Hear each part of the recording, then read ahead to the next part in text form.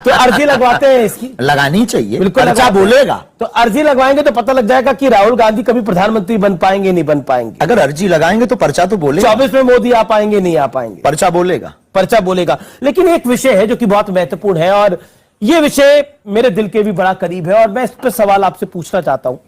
रामचरितमानस को लेकर बहुत सारी बयानबाजी हुई, किसी ने उसको नफरत वाला ग्रंथ कहा, जिसने आपको भी जेल भेजने की बात कही उसने भी उसको नफरत वाला ग्रंथ कहा। मैं स्वामी प्रसाद मौर्य की बात कर रहा हूं और एक बिहार के मंत्री उन्होंने भी कहा, और किसी ने इसको महिला विरोधी, किसी ने इसको दलित विरोधी कहा।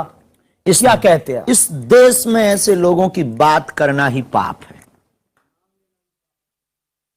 राम के देश में राम के विरोधी की बात करना सीधी सी बात है कि उसको बार बार प्रोड्यूस करना है और बार बार उसको आगे अप्रोच करना है। ऐसे व्यक्ति के बारे में ना तो सोचना चाहिए ना बात करनी चाहिए। हरिहर निंदा सुने जो काना, हो ही पाप गौ घात समाना। माता पिता भगवान शिव भगवान विष्णु की निंदा करने वाले व्यक्ति को सुनना और उसको देखना गो हत्या बराबर पाप है।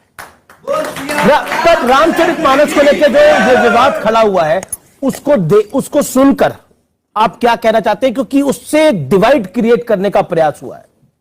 अशिक्षा की कमी।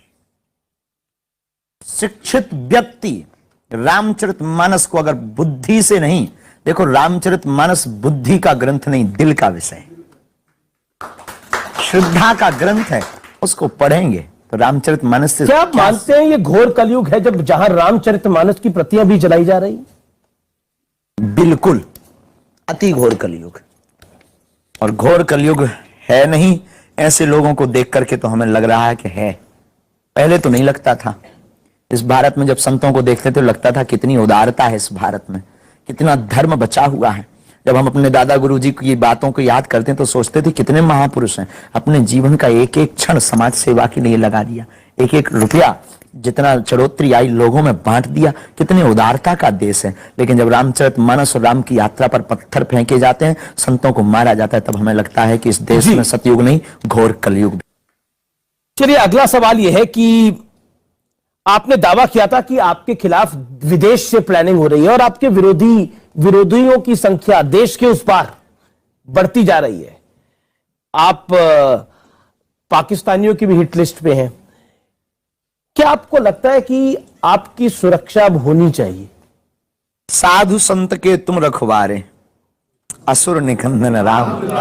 वैसे तो उन्होंने हमें सिक्योरिटी दे रखी है श्री हनुमान जी ने, लेकिन लौकिक व्यवहार में अगर किसी को गर्राहट है तो उसके लिए अगर कोई व्यवस्था हो और है तो कोई दोष नहीं है या कोई बुराई नहीं।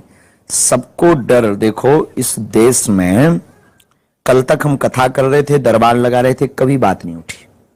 जब से पुरजोर तरीके से कन्वर्जन को रोका तब से लोगों को जलन हुई, तब से नए नए प्लान। एक लॉबी आपके खिलाफ है पूरी। प्लांटेड लोगों का आना, प्लांटेड दरबार में चिल्लाना।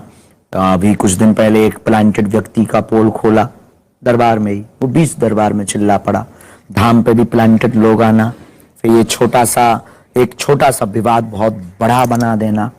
ये सिर्फ और सिर्फ बागेश्वर धाम के जो सेवक हैं जी, उनको गिराने का एक बहुत बड़ा षड्यंत्र चल रहा। क्योंकि जो करोड़ों रुपए धर्म परिवर्तन कराने में खर्च कर सकते हैं तो वो धीरेन्द्र कृष्ण के ऊपर क्यों नहीं कर सकते? सच्चाई ये है क्योंकि उन्हें डर है कि उनके मिशन को फेल हम कर। मैं एक सवाल पूछता हूं, आप ईसाइयों के खिलाफ है? बिल्कुल भी नहीं। मुसलमानों के खिलाफ है? बिल्कुल भी नहीं। तो सारी घर वापसी तो वहीं से हो रही है। फिर वही बात, धर्म परिवर्तन वो कराएं, हम तो घर वापसी करवा रहे हैं।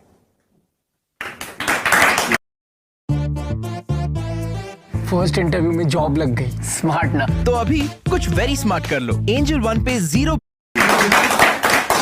ले तो वो जाते हैं लालच देकर।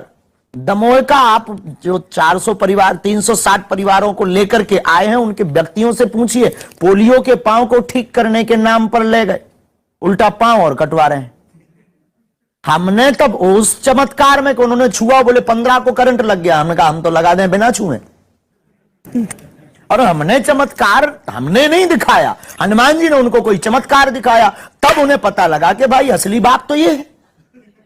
अब वो फिर घर आ गए, और सुबह का बुला शाम को घर आ जाए तो क्या दिक्कत है। हम किसी भी धर्म के खिलाफ नहीं, हम धर्म में किसी को लाते भी नहीं, हम घर वापसी करवाते हैं। धर्म से तो कन्वर्जन ये करवा रहे हैं। मैं हलीलुल्लाह वाले, हलीलुल्लाह वाले, हाँ जो भी हो बात।